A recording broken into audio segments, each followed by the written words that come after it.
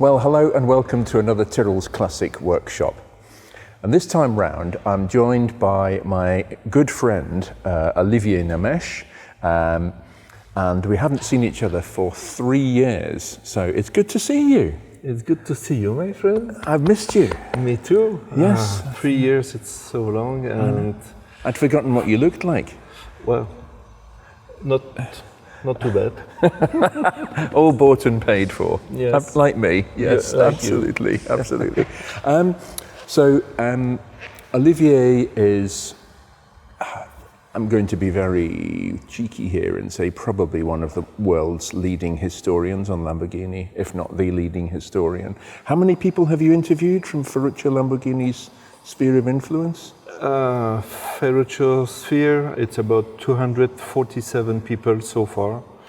Last week we just recorded another interview with somebody who wrote one of the very first book on Lamborghini and the Countach. I won't mention his name, but it's one more on the list. Okay, so you've interviewed 250 ex-Lamborghini employees from the time, people associated with Ferruccio Lamborghini, family members, distributors, clients. Right, and these are people from the early days. From the period. I'm focusing on the people who lived with him or through him from the 60s, the 70s.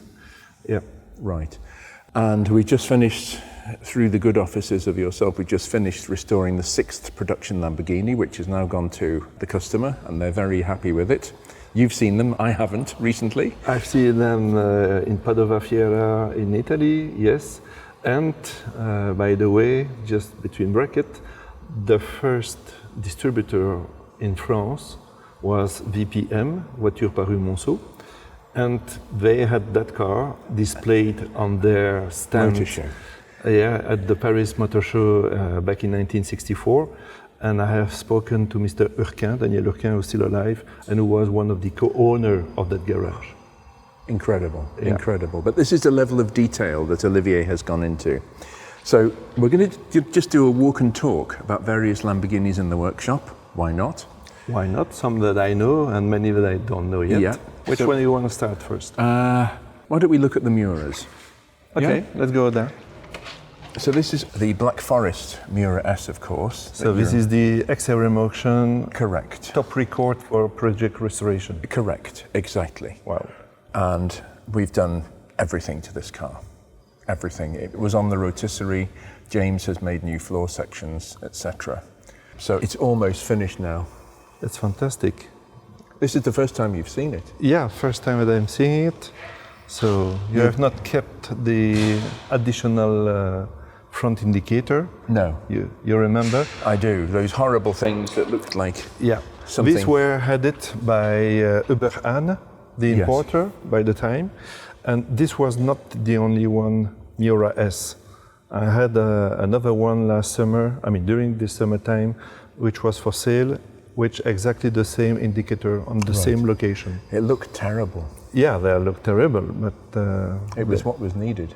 This car was in a strange shape and announced like a barn find. Yeah. Well, I wasn't so convinced it was a real barn find, but the shape, when you collect it, was awful. Yeah. Well, you're right. We thought we were going to be able to preserve the paintwork on the car because it was presumed to be very original, with low ownership, low kilometers, etc. But we actually, we found so many irregularities with the paintwork that we eventually said to the customer, look, we really can't do a successful job of making this car lovely.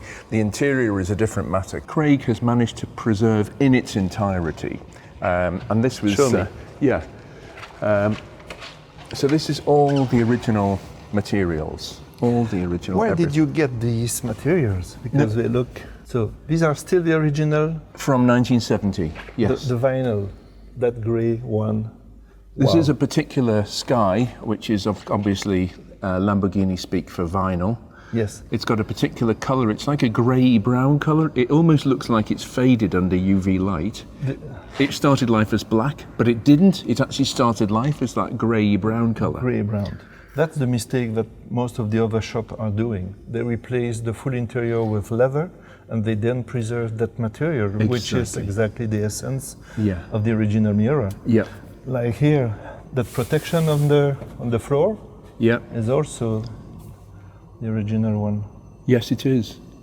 Wow, fantastic job.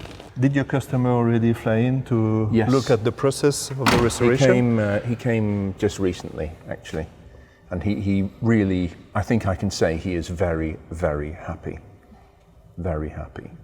I have no doubt about his pleasure to discover the car.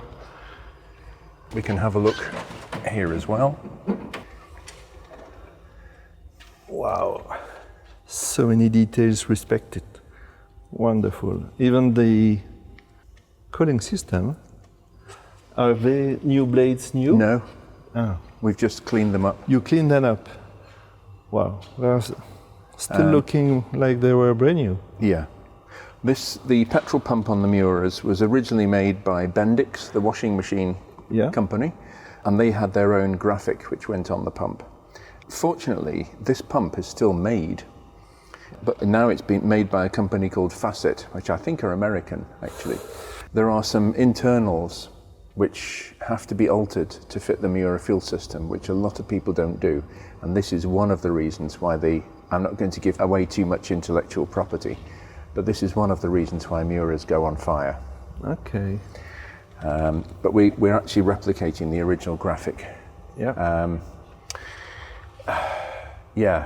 Obviously the chassis number should be highlighted in red. Yep. I presume you will have the cover plastic on top of the battery. Yeah. Yeah. With the car, did you have a spare wheel? Yes. And the wheels are being refurbished at the moment.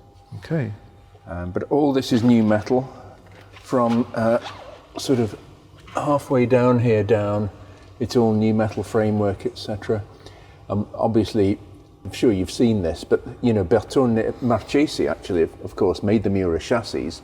The welding was terrible on the early cars, and it gradually got better and better and better over the years. Yes. And the SV, the quality of the welding is actually much better. But James has had to replicate whichever model year of welding it had. Okay. He has to replicate it on the car. Okay. So that's why there are some waves around here. To say the least, yeah. And they look like they've been done by a kid. But this is the level of detail. I've never seen a Miura restored by anybody else that goes to that level of attention to detail, really. But I hope obviously you've inspected countless Miuras. Yeah, so many. Even by the guys who made them, period. Yeah.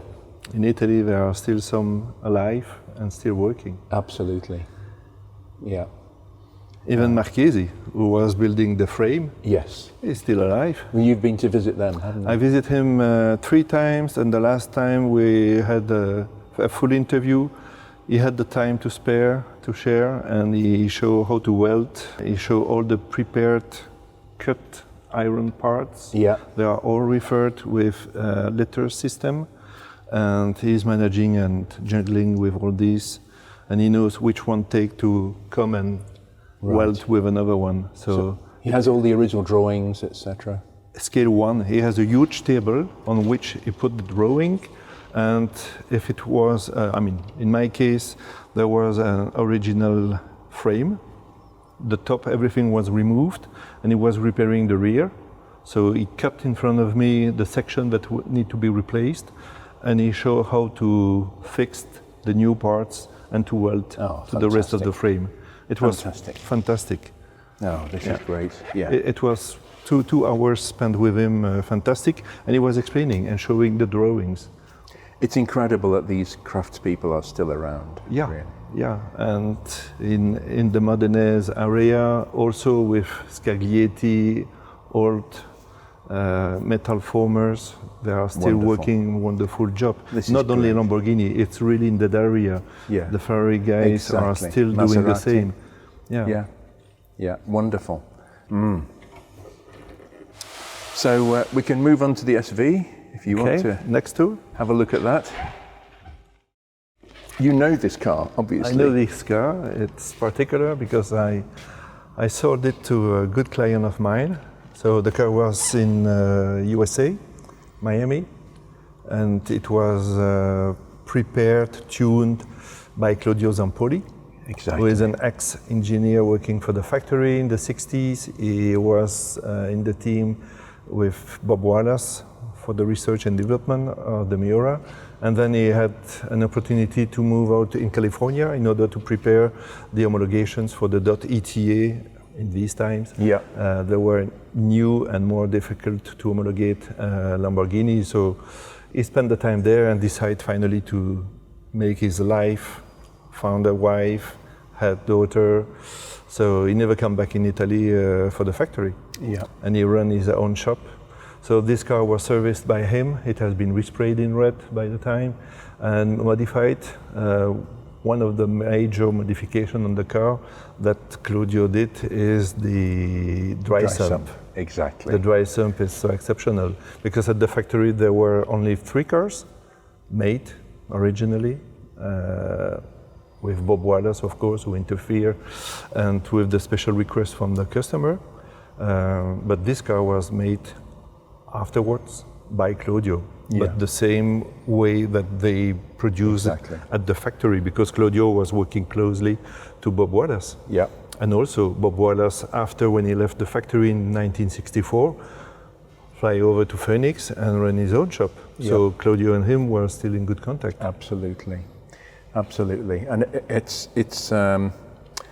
a very elegant system, the dry sump system, where obviously the oil is kept remotely. It's not all under the engine. It's kept in a tank, which gives you various advantages. But one of them is something that can't be said of the standard Miura lubrication system, that when you go around a corner quite fast, which these cars were very capable of doing in their day and still are, nothing like a modern supercar, but they can still develop some G-force. Yes. It means that the engine still gets a constant supply of oil instead of splashing around and not necessarily for a few moments being caught by the pickup into the engine. And obviously engines don't run on air, they run on oil.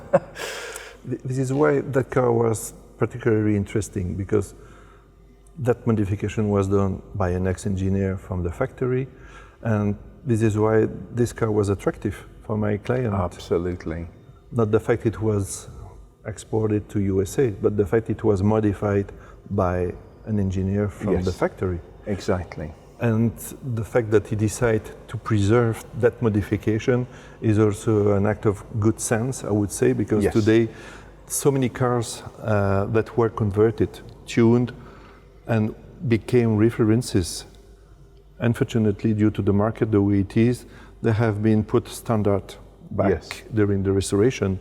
And for some cars, like I always think about the Stratman conversion with the Targa system, either on Miura or on some Countach, they have been restored back to original when the original livery. And this is a shame for me, because they had an image, they had an impact in the early days. They should have been preserved like this. But this is my point of view as an historian. Because these cars were featured in so many magazines and books. Exactly. But this is why we're doing the sympathetic restoration that we are. We've reverted this back to the original Verde Miura, the original colour. Which is fantastic looking at it. It's brighting from the everywhere. Miura colour. It's the Miura colour. And Craig, as we'll see in a moment, we've got the original sky we were talking about on the yellow car. We have had to do the whole interior on this car because it was a mess. As you say, it had been retrimmed in tan leather. I have no problem with tan leather, but the whole thing was just really badly done. Yes. The other thing, I don't know whether you know this, these back wheels, obviously the SV had wider back wheels, it had 9-inch rear wheels. Yes. And they'd modified the chassis and the suspension, because on the P400 and the P400S, it was sort of adequate, it was fit for purpose, but a lot of people put bigger wheels on the back, which the chassis couldn't only just cope with, if only. But the SV has a much stronger back end. And Zampoli, another modification he did was put these fantastic, slightly wider wheels on the back. I think these are 10-inch or 10.5. 10.5, yes. Over the original 9. Well, there you go. Yeah. And it makes the Miura look super meaty at the back. Really. But he did this in the 70s, I believe. It was during the same conversion, late 70s. Yeah. So it's part of the car's history. Yes, because when the car passed through in his hands, it was like an accomplishment, the ultimate modification to do on it. Exactly, by somebody who was very much in the swim of things at the time with Lamborghini directly. So why lose that? Why restore it out of its originality to make your earlier point? And this is where the customer have done the right choice to preserve this special option. It's always possible to put it back to original livery, but these belongs to the identity of this car. We've reinstated the dry sump system exactly as Claudio Zampoli put it together, and it works very well. We did that before we took the car apart to make sure it was okay. No, it's great. Well, let me take you and show you what Craig's been up to with the interior. Please. Okay. Show me. Well, here we are in Craig's little emporium here, where all sorts of wonderful alchemy is done with materials and things. And we have the dashboard and the center console out of the green Miura. And we've just had a look, haven't we? Yes, we had a look. I checked the numbers on the body, and the body number is 783. And here with this panel, reversing, each of them were marked before being fitted in the car. Exactly, as at usual. Berton facility, production line. And even here, the plate in aluminium was stamped 783. So this interior is fully matching the body from Berton, so it's a full matching car. And all the numbers are on the car in the right place, which of course we took great care to make sure were still preserved. And the Bertoni build number was 100 more than the car production number. Yeah, the sequence has been raised by 100 in the early production, around the, just below 200. I'm liking this. Olivier has to stop and think about something Lamborghini related. I'm savouring this moment. Normally he's like, poof, there. Just below 200 cars. Okay. They raised the number by 100. So this was probably in order to cheat a little bit on the capacity of production. We would never know the real truth, but there are several assumptions. But anyway, we can't possibly comment. No. But what is fantastic is you got the right material from the Italian company Auto Interni. Correct. Yeah. I know there are several companies in Italy able to find and source the correct materials, but Auto Interni is very devoted to Lamborghini restoration. They were also a contractor for the factory Lamborghini Polo Storico for a while. So you have the perfect and correct matching material. Well, it is a curious material. It's like a grey-brown colour. I mean, of course, Craig uses the original colour thread that we source specially. Yeah. He also uses the exact number of spacing and pitching that was used by Bertoni, etc. So this is as lifelike a replica, but it's just beautiful. You can see there, 783. It's just lovely. It's such a pleasure to be able to do this. And look at this beautiful work. Craig's done his usual fantastic job. Yeah, so it's all looking great. It's going to be really good when it goes back in the car. And it will be back to its almost original specification, which is great. And I think that car is going to drive really well with those big wheels on the back as well. You know? Yeah. That will be a fantastic restoration achieved as well. Yeah, because the SV do drive better because the chassis is stronger. They really do. They don't just look fantastic, they drive fantastic. They drive fantastic. Speaking about the matching car, and I want to have you look at this, the stamp over here. No, I have not. No. So, just a contractor of Berton, period, that left his stamp. Oh, really? He signed it? Yeah. Oh, isn't that fantastic? This is funny. Oh. Ital Celeria, okay, in Rivalta. So the contractor was preparing the full interior for Berton, who was just fitting them, putting it together on his linear montaggio. So, just a demonstration of how it was going on at that time. It's just, it's an absolute delight. I mean, Craig does fantastic work. We had that silhouette in, you know, which the second one, which you very kindly sent to us. You know, you recommended that we do the job on that. Yeah. And because it was the show car with the mouse hair, that black flocked material, because it was hastily put together by Bertone, Craig had to replicate all the mistakes in the material to keep it 100% original. So one bit was like that, and another was like that, and another was like that. He had to keep it, he said, we had a discussion about it, and we asked the customer, do you want it perfect, or do you want it as Bertone? Knowing the customer, I'm pretty sure that he decided to keep it stock. And that's exactly how it is. Okay. Yeah. But it's this sort of detail that brings me joy when we do a restoration. Yeah, but also with a range of, I would say, customers who are well informed, well educated on the Lamborghini story, and who are following this step by step on their own, and they have their own source that is crossing, of course, what we do suggest them. Yeah, I don't mind our work being checked. As long as somebody is not trying to deliberately find mistakes and make things unpleasant, of course, for the sake of it.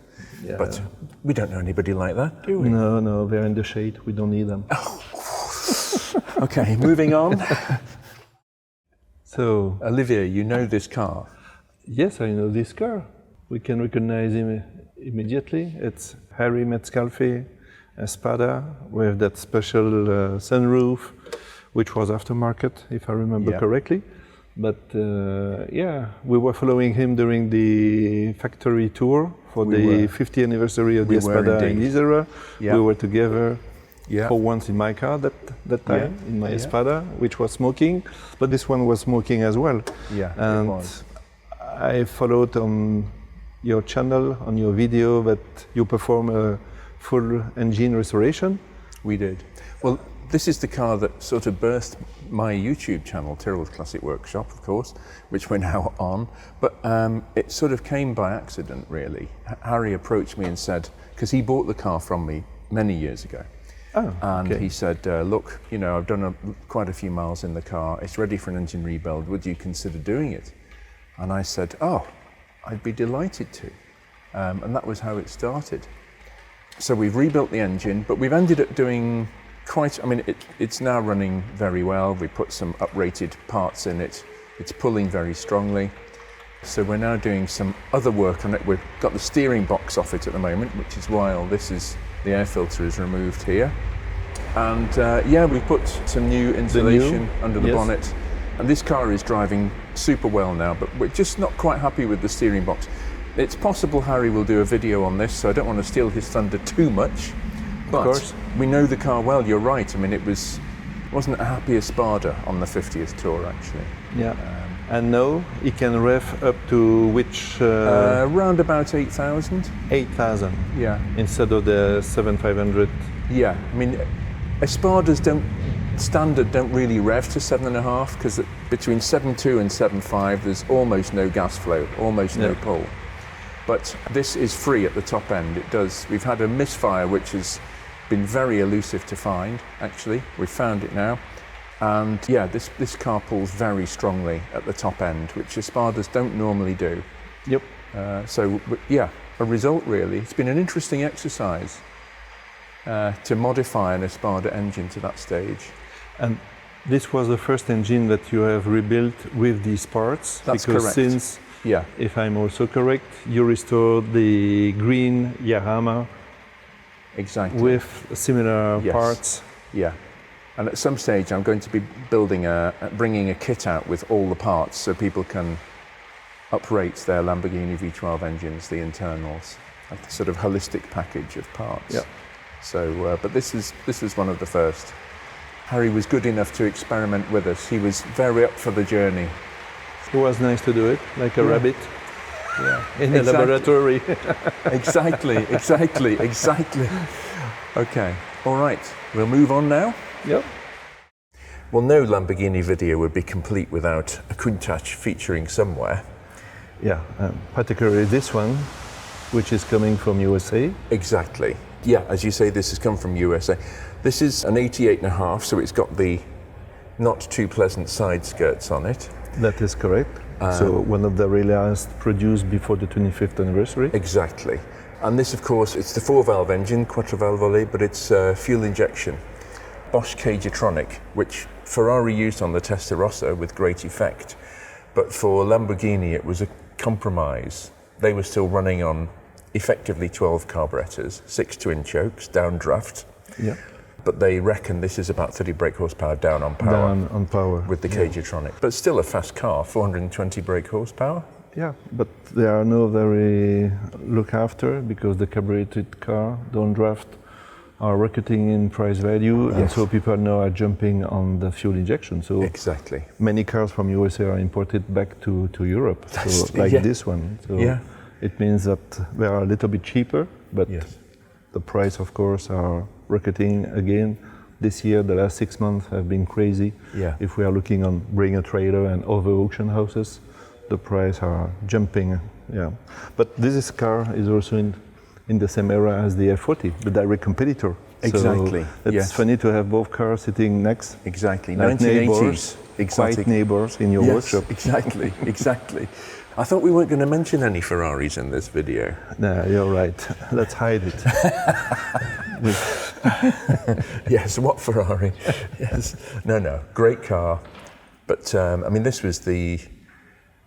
Well, but when this car was made, 1988, the Countach had effectively been in the world for 17 years. Correct. That's incredible, really.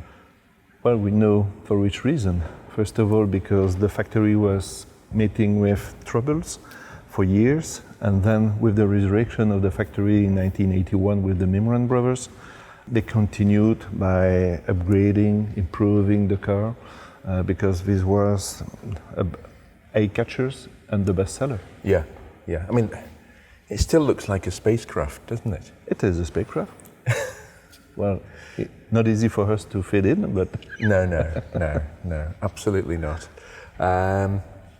Okay, should we have a look at something else? Yeah, let's go. Well, we can't walk past this, can we, really? No, we can't. One of the Miura that you have restored, and originally from Belgium, if I remember correct. That is correct, your home country, yes. Yeah, previous owner was Hercule Poirot. Hercule Poirot. Yeah, we restored this a few years ago, and it's come back in for a first service, effectively.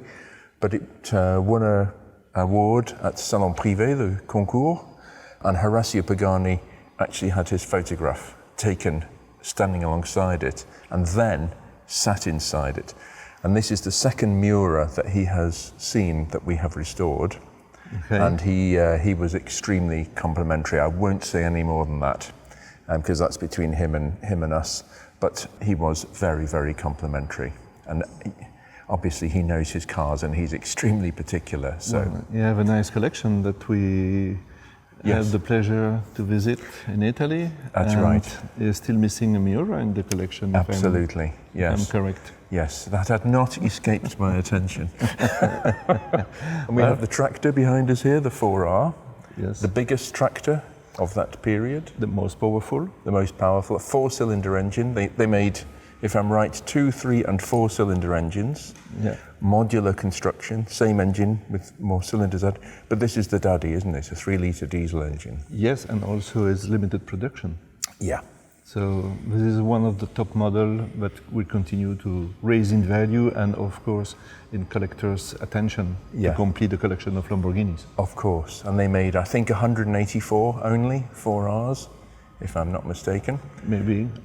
Very small. Okay. Because you told me they were twice the price of the normal tractor at the time? Regarding a 1R in the beginning, the starter of the range, yes, that's correct. Wow, okay. And of course, the other elephant or bull in the room is the Diablo SE30. In fact, 2 of them we have here.